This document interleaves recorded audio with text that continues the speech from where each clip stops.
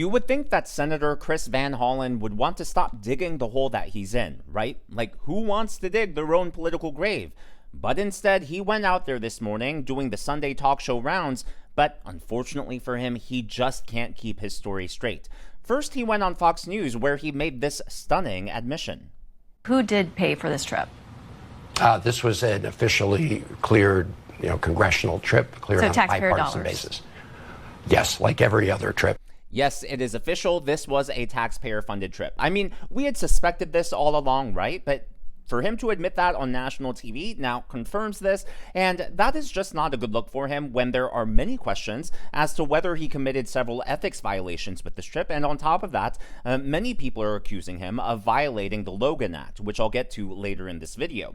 But while he was on air with Shannon Bream, he started changing his tune. He was saying, no, I'm not defending this Maryland man. I'm just defending his right to due process, which is contradicting what he said earlier. Worried, though, that you are sticking your neck out for somebody who maybe down the line is proven to be connected to MS-13. I want to be very clear. I'm not vouching for the man. I'm vouching for the man's rights, his constitutional rights to due process. And the proper place to litigate that is in the courts.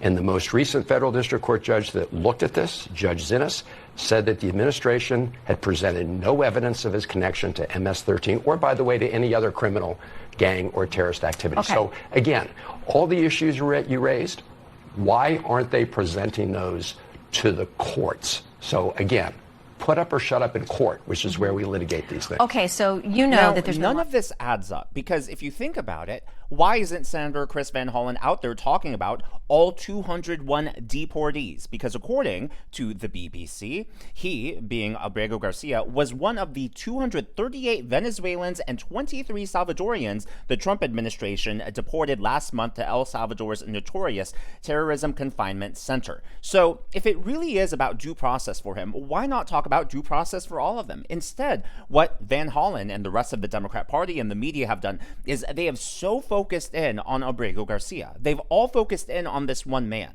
Well, if it truly was about their rights, their due process, you wouldn't be focusing about one person. You would be talking about all 261 who've been deported. But for whatever reason, they focused on him. And I think the reason they're doing all of this is because, number one, his wife has now spoken out asking for him to be returned to the United States. So that gave the left and the media all the leverage, all the runway they needed to turn his wife into the poster child for this campaign to bring home the wrongfully deported Maryland man. And number two, there was an accident in his deportation. Now, the accident wasn't the fact that he was deported, it was where he was deported to, because he wasn't supposed to be sent to El Salvador. Had he been deported to any other country, like let's say Guatemala, I guarantee this would not be a national news story. The left, the Democrats, the media, they would not care at all.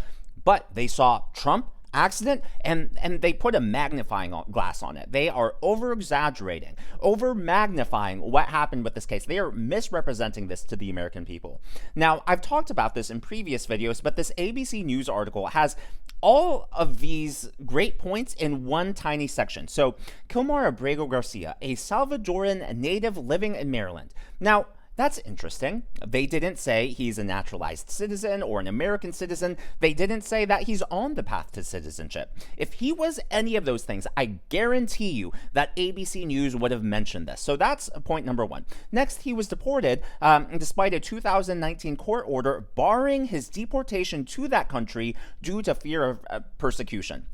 The reason they didn't want him deported to El Salvador is because of the rival gang, Barrio 18, a rival gang to MS-13. So that right there proves or gives evidence to the fact and the accusation that Garcia is indeed a member of MS-13. Why would they not want persecution if he wasn't a member of MS-13? So that right there is really notable. The next paragraph, his attorneys say that Abrego Garcia, whose wife is a U.S. citizen. So again, that is just proof that if he was a U.S. citizen or a naturalized citizen or on the path to citizenship, they would have emphasized this like they did with his wife. But they are not doing that because He isn't at all. And then that last paragraph, the Trump administration, while acknowledging that Abrego Garcia was deported to El Salvador in error, not deported in error, but deported to El Salvador in error. So that right there is the key. Now, all of this ties into what Senator Chris Van Hollen was saying, right? Because he said, oh, I'm no longer defending the man. I'm defending his right to due process. Well, like I said earlier, if it's about due process, why aren't you talking about all 261 deportees? But number two, how can all of those court statements be true? How can the court have ruled he can't be deported to El Salvador? How can, take a look at this also from ABC News, how can there be a court-issued final order of removal if Garcia hadn't gone through the courts? Had he not gone through the legal process? The fact that there are already rulings on him, the fact that he has a final order of deportation, does that not suggest that, well, first of all, duh, he was in the courts, but sounds like he had due process to me. Am I missing anything? But that's not stopping Chris Van Hollen from going out there, changing his story, which is ironic because he's accusing the Trump administration of changing their story. But as we all know, the Democrats will accuse you of doing what they themselves are doing. I am not defending the man. I'm defending the rights of this man to due process. And the Trump administration has admitted in court that he was wrongfully detained and wrongfully deported. My mission and my purpose is to make sure that we uphold the rule of law, because if we take it away from him, we do jeopardize it for everybody else. And I do want to point out, Carl, yes, the Trump administration is trying to change the story. They're trying to detract attention. You're the one changing your story. You're the one that's distracting and detracting attention. I mean, that's why he did the whole tirade about the margaritas, right? As if we're angry that he had margaritas with an MS-13 gang member. Nope, the margarita wasn't the straw that broke the camel's back. The fact that you flew out there on taxpayer money to defend not only an illegal immigrant, but an MS-13 member who we now know was human trafficking people across the country, who beat his wife, terrorized her so much that she had a restraining order against him. I mean, just so many things here. And yet he's who you want to defend. Give me a break.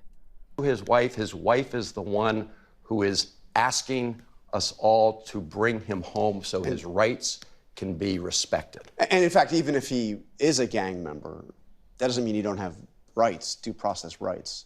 Well, exactly. But again, the place to litigate that is in the courts, and they've not put the evidence before the judge in the case. So again, put up or shut up in court. They did put up and shut up in court. Again, I just want to bring this up from ABC News. Final order of removal. How did that come through the court system? How did he go through the courts? How did they rule that he couldn't be deported to El Salvador, thereby creating this accident, right? I mean, I know you're not clearly using your brain cells, Van Hollen, but I would ask you to, like, before you go on national TV to make these claims. Well, next he made things even worse when he went on MSNBC and he invoked Rachel Morin, the woman who was brutally murdered by an illegal immigrant. And what is really sad about this is her mom, Patty Morin, is now an angel mom, and no parent should ever have to lose their child. But it is especially terrible and tragic when a parent loses their child in a way that could have been prevented. In a way, like it's different from cancer, right? Where sometimes, unfortunately, the human body and nature just does its things. But when something like murder, crime, someone who shouldn't be in the country could have been prevented, that is a whole different issue. And yet Van Hollen is talking more about Garcia than he is about the own citizens, our own fellow countrymen and women. I'm not sure why Abrego Garcia's rights should be denied based on an awful murder that he had absolutely nothing to do with. Talk about tone deaf. Just not a good look for you. I mean, he might not have anything to do with that specific murder. Like, she did not die by his hand, but the issue is the same. The underlying issue of criminals and gang members in the country who shouldn't be. Like, that puts all of us in danger. And you, as a United States senator, should care about that. You should care about the safety of your constituents. It is just absolutely sad. Last but not least, he appeared on CNN, and Dana Bash actually asked him, is he an MS-13 gang member? Did you ask him that? But what was interesting was that Chris Van Hollen deflected 2 separate times. Pay close attention to Dana Bash's face, because she's just like, what are you doing here, dude? Now, President Trump says that some of Abrego Garcia's tattoos signify that he's a member of MS-13. In 2019, police alleged a confidential informant claimed that Abrego Garcia was an active MS-13 member. His wife and his attorney deny that, of course. Can you say with absolute certainty that he is not, nor has he ever been a member of the MS-13 gang? And did you ask him point blank? Well, Dana, what Donald Trump is trying to do here is change the subject. The subject at Sounds like you're the one changing the subject. hand is that he and his administration are defying a court order to give Abrego Garcia his due process rights.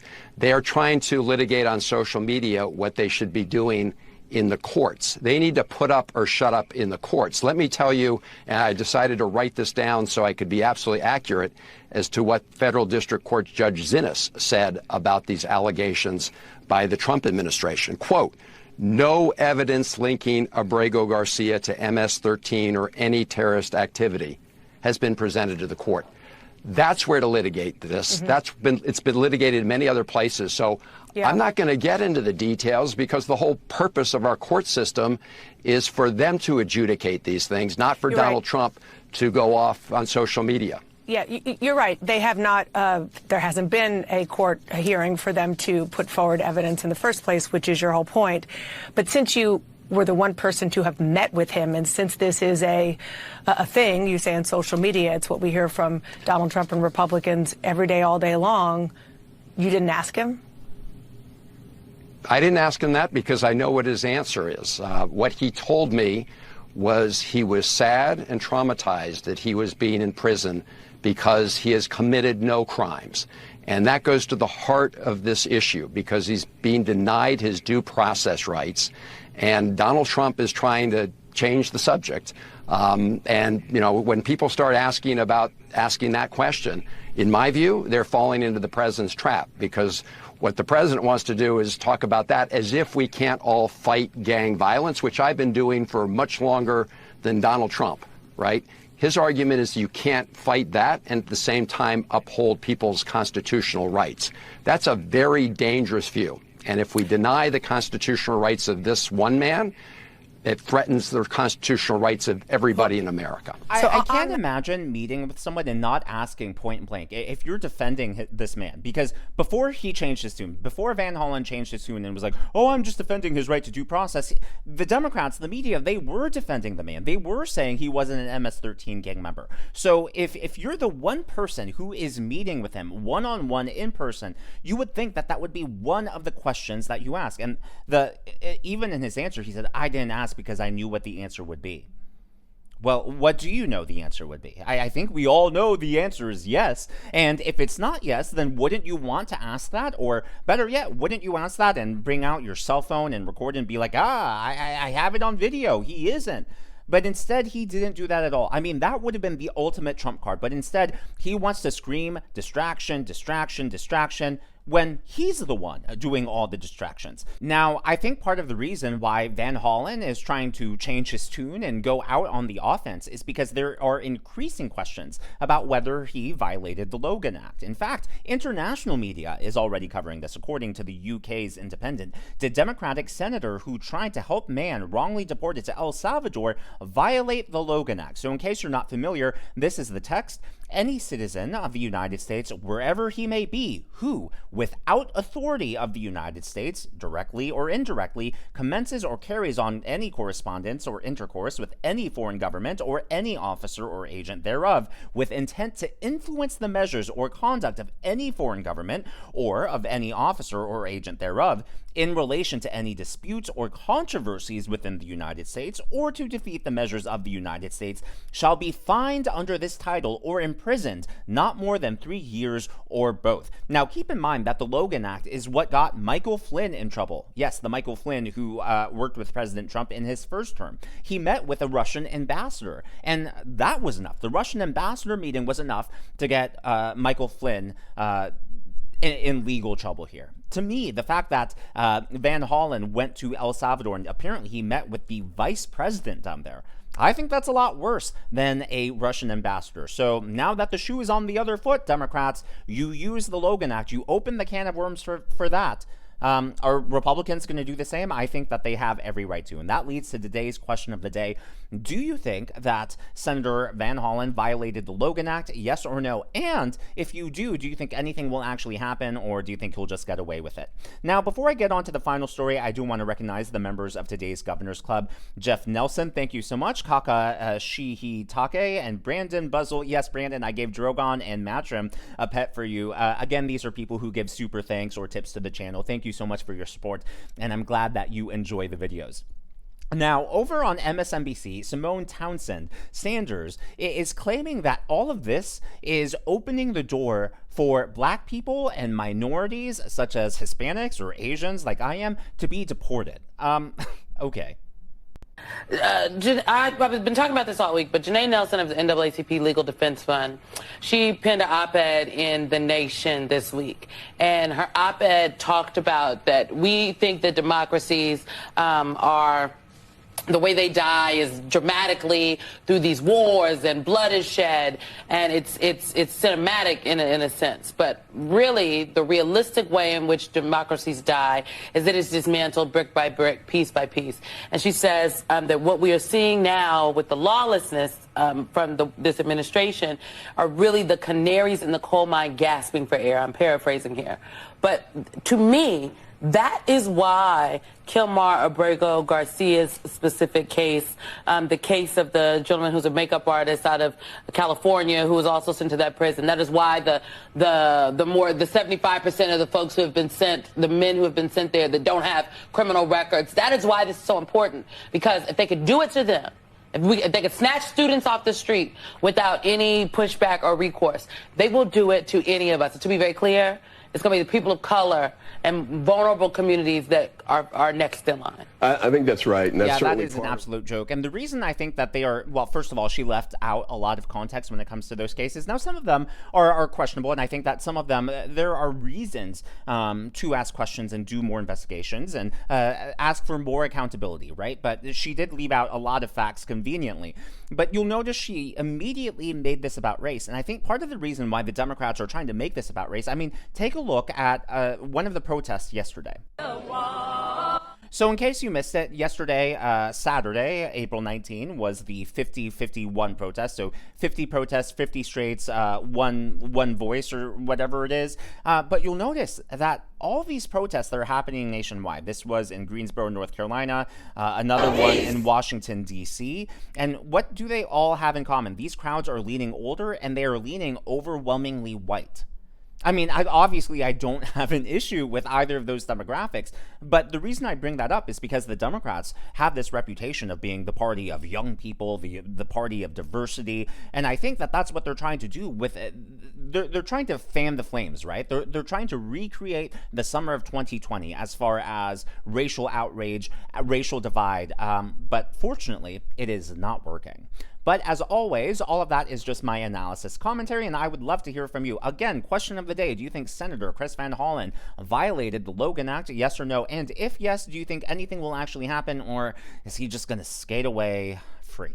If you haven't already, please be sure to give me a thumbs up. I know it's a simple thing to ask for, but it really does help me reach more viewers like you in the algorithm. Happy Easter, happy Resurrection Sunday for all of you who are believers and or of any faith. I hope you celebrate and this holy day, and just, yeah, he is risen. If you haven't already, I already said that. I'm about to head to Easter dinner, so I'm like, getting the words out. Be sure to smash that subscribe button and to check out one of these videos.